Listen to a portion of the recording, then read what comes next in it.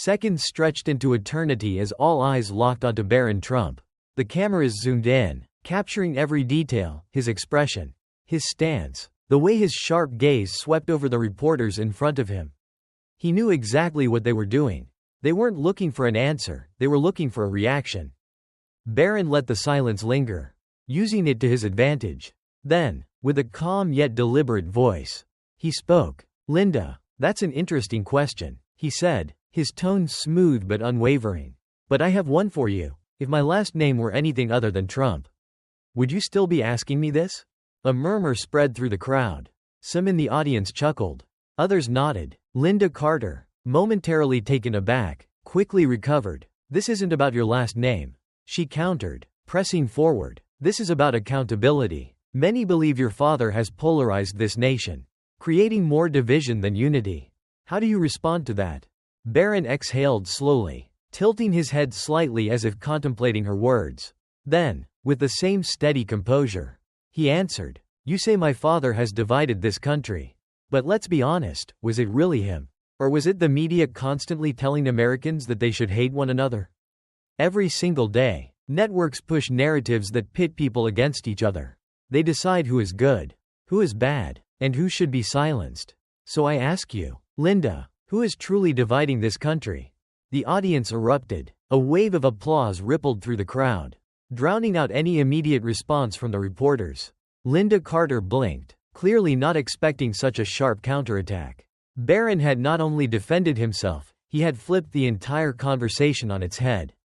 Another journalist quickly stepped in, eager to regain control. "Barron, your father is known for his bold personality and strong rhetoric. Do you think his approach to politics is too aggressive, especially for young Americans like yourself?" Barron nodded slightly, acknowledging the question, but instead of playing defense, he leaned forward. "I think strong leadership requires tough decisions," he said firmly. "It's easy to sit behind a screen and criticize those in power. It's much harder to actually lead, to make decisions that impact millions of lives. And whether you like my father or not, one thing is undeniable. He fights for what he believes in. Can the same be said for the people who attack him day after day but never actually offer solutions?" Another wave of applause. Barron Trump, a young man many assumed would struggle under the pressure, was now completely in control of the conversation. Linda Carter, realizing she was losing ground, decided to take one final swing. "But don't you think privilege has played a role in your family's success? After all, not every American is born into wealth and influence." Barron took a breath, his expression turning serious. "You're right," he admitted, his voice carrying sincerity. "Not everyone starts in the same place. I won't pretend otherwise. But the real question isn't where you start, it's what you do with the opportunities you have. My father didn't inherit political power. He fought for it. He faced opposition from both parties, from the media, from the establishment, yet he never backed down. And that's what America is supposed to be about, standing up, working hard, and proving yourself, no matter what obstacles are thrown your way." The moment he finished speaking, the audience roared. The tension that once filled the air had now transformed into an overwhelming energy, one that even the journalists couldn't ignore. For the first time that night, Linda Carter had no immediate comeback. She glanced at her colleagues, searching for an opening, but none came. Barron Trump had done what few expected. He had taken the attacks, turned them around, and left his critics struggling to regain their footing. As the applause finally began to fade, Barron offered one final remark. "You can ask me as many questions as you want," he said, his voice steady, "but don't expect me to back down just because you don't like the answers." With that, he stepped away from the microphones, walking back toward his family. Donald Trump, watching from backstage, nodded with a rare, proud smile. The cameras kept rolling. The journalists remained frozen. The audience, still buzzing with energy, began chanting his name. Barron Trump had just proven that he was more than just the son of a former president. He had shown the world that he was ready to stand his ground, and no amount of media pressure could shake him. America today. You see, if my father does something controversial, he's accused of dividing the country. But when others in power push narratives that suit their agenda, it's called leadership. The question we should be asking isn't about my family, it's about whether we truly believe in open discussion. Or if we only support free speech when it aligns with our views? The room remained still, the only sound being the faint hum of the cameras capturing every second. Linda Carter, a journalist known for putting even the most seasoned politicians on the defensive, found herself faced with something entirely different, a young man who refused to play by the rules of media manipulation. She tried again, her voice sharper this time. Barron, you say this isn't about your family. But let's be real, your last name carries weight. Do you really believe that without the Trump name, you'd be standing here, speaking on this stage? A trap, carefully laid, a question designed to corner him into admitting privilege, which could then be spun into headlines that dismissed his words as nothing more than entitlement. But Barron Trump was ready. He nodded slightly, acknowledging the point, then spoke with the same steady confidence. You're right, my last name is Trump.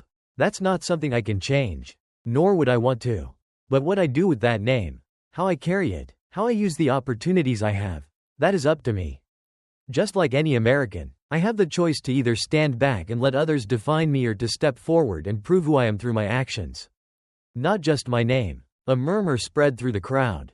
Some nodding in agreement, others processing his words. He continued, his voice unwavering. The truth is, every person in this country faces obstacles. Some people are born into hardship. Others, like me, are born into privilege. But what defines us isn't where we start, it's what we choose to do with the hand we're dealt.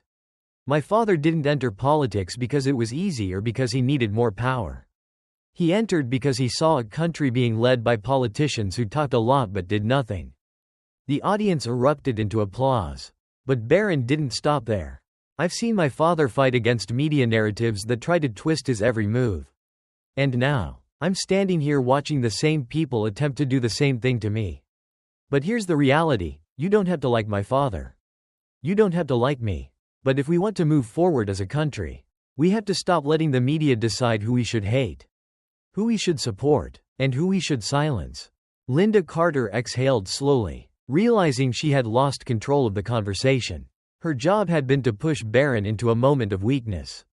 But instead, she had found herself face to face with something few expected, a young man who wasn't rattled, who refused to crumble under pressure, and who turned every attack into a moment of reflection. One final attempt. So, Barron, are you saying the media is the enemy of the people?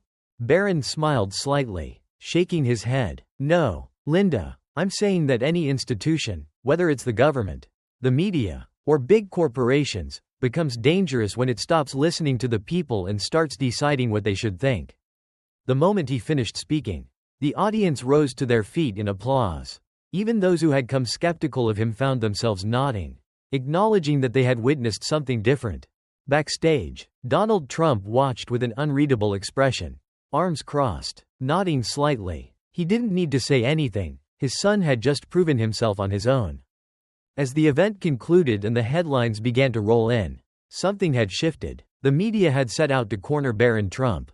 But instead, they had given him a platform to show America that he wasn't just the son of a former president. He was someone who could stand his ground, who wouldn't be intimidated, and who, against all odds, had just turned the tables on those who thought they controlled the narrative. And for the first time, the world saw Barron Trump not just as the son of Donald Trump, but as a voice of his own. Barron Trump stood firmly on the stage, his presence unwavering amid the storm of media scrutiny. The crowd's applause wasn't just a reaction to his words, it was an acknowledgement of something deeper. He hadn't just defended his family, he had defined himself in a way that no one expected. Linda Carter, the seasoned journalist who had orchestrated this confrontation, remained silent. The other reporters exchanged glances, some lowering their microphones, realizing that they had underestimated him. This was supposed to be an ambush, a moment to expose weakness. But instead, it had become something else entirely, a turning point. Barron took a breath, scanning the audience, then turned back toward the cameras. He wasn't done yet. America is not just a country of policies and politicians. He continued, his voice measured yet powerful. It's a country of people. People who wake up every morning and work hard. Not for recognition, not for headlines, but because they believe in something bigger than themselves. And yet, too often, their voices are ignored, drowned out by narratives created not to inform, but to divide. We don't have to agree on everything. But if we stop talking to each other, if we let anger and suspicion replace conversation, then we lose the very thing that makes this country great." The room fell into another heavy silence, not one of discomfort, but of reflection. Even those who had come with skepticism in their hearts were beginning to see him in a different light. Then, a voice from the audience rang out. "So what's next for you, Barron? Will you follow in your father's footsteps?" A murmur spread through the crowd. Curiosity replacing tension. This was the question that had been hovering over the night. Would he step further into the political arena?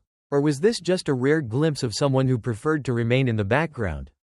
Barron let the question settle before answering, a knowing smile playing at the corner of his lips. "I'm 18 years old," he said simply. "I have a lot to learn. But I also know this. I will always stand for what I believe in, no matter what anyone says about me. And I hope that every person in this room, no matter where they stand politically, can find the courage to do the same." More applause erupted, this time stronger, not just from the supporters and the audience, but from those who had come skeptical, expecting something entirely different. Backstage, Donald Trump watched with a rare expression of pride. He had been scrutinized, attacked, and dismissed countless times in his political career. And now he had just witnessed his son face the same forces, and stand his ground. Barron had proven that he was more than just a name. He had shown that he had his own voice, his own thoughts, and more importantly, the strength to carry them forward. The headlines the next morning told a different story than what had originally been planned. Barron Trump shocks media with poise and confidence. The youngest Trump steps out of the shadows and into the spotlight. Media's attempt to corner Barron Trump backfires spectacularly. Some praised him, others criticized him, but one thing was undeniable: he was no longer just the son of Donald Trump. He had stepped into the public eye on his own terms, and the world had taken notice. As the night ended, Barron Trump walked off the stage, shaking hands with supporters, exchanging nods with those who had questioned him, and in that moment, it became clear, this wasn't just a single event. This was the beginning of something much bigger. Barron Trump took a small step back, his eyes scanning the crowd. The faces looking back at him were no longer just his father's supporters. They included people who had never expected to listen to anything the youngest Trump had to say. For a brief moment, even the opposing journalists had nothing to add. The cameras were still rolling, but no one pressed Barron with more loaded questions. Linda Carter, the one who had set the trap from the start, lowered her microphone quietly. She couldn't deny what had just happened. The 18-year-old standing before them had done something even seasoned politicians struggled with. He had commanded attention without attacking. Made people listen without having to raise his voice. Not through power, not through political tactics, but through sheer conviction. Yet Barron knew this battle wasn't over. He understood that outside these walls, millions of people were watching. His words would not stop here. This moment was just the beginning. Barron turned toward the crowd, his voice slow but unwavering. "We can continue letting our differences turn us against each other, or we can choose something better." He paused for a moment, allowing his words to settle. "I'm not standing here to say that we all need to agree. In fact, if anyone ever told me that America should be a place where everyone thinks the same, I'd be the first to stand against it." A few chuckles rippled through the audience, but everyone knew he wasn't joking. What makes America strong isn't that we all share the same beliefs. Barron continued, it's that we have the right to think differently and still find a way to coexist. To build, to grow, together. But if we let disagreement turn into hatred, if we allow debates to become battles, then we are the ones hurting this country. Not any politician, not any political party. Us. The room fell silent. No more murmurs, no more skeptical glances, just a heavy, thoughtful quiet. He continued, his voice steadier, stronger than ever. "I'm just an 18-year-old kid. I'm not a politician. I don't have a scripted speech. And I certainly don't have all the answers. But I do know this: if we refuse to listen to each other, if we choose attacks over dialogue, then future generations will be the ones to pay the price." He turned then, locking eyes with Linda Carter. "And that is why I stand here today, not to argue. Not to prove that I'm right and you're wrong. But to remind everyone that some conversations matter more than who wins or loses." A wave of applause erupted. This time louder, stronger. But Barron didn't smile in victory. He hadn't come here to win a debate. He had come to say something that too many people had forgotten. Politics is not a battlefield. It is a conversation. From a distance, Donald Trump watched his son. His eyes filled with quiet pride. He had stood on countless stages before, facing questions far harsher than these. But tonight, he wasn't the one commanding the spotlight. Barron had taken the stage. And not because of his last name, but because of who he was. Barron took a step back, silently passing the stage to those who came next. But everyone knew that this moment would be remembered long after the event was over. And now, the biggest question was no longer, can Barron Trump handle the media? It was, what can America learn from an 18-year-old? As Barron walked off the stage, the applause still thundered throughout the hall. He didn't need to say another word because what he had left behind wasn't just a masterful response, it was a powerful message. A message about conversation, about listening, about standing firm under pressure. But this story was never just about Barron. The real question now wasn't what he had done. It was, what will we do next? We live in a world deeply divided, where a single opinion can be enough to make people turn their backs on one another. Politics is no longer just about policy debates, it's become a battle over identity. But does it have to be this way? Ask yourself, when was the last time you truly listened to someone with an opposing viewpoint? Not to argue, not to prove them wrong, but simply to understand. What Barron did today wasn't a political victory. He didn't try to change anyone's mind, nor did he attempt to tear anyone down. Instead, he reminded us of something far more important. Dialogue is not weakness, it is strength. And true strength doesn't come from shouting the loudest, it comes from standing firm in your beliefs while still respecting the voices of others. So if you believe this message matters, if you believe we can do better, then start with yourself. Take a day to listen instead of argue. Reach out to someone with a different perspective and try to understand the reasons behind their beliefs.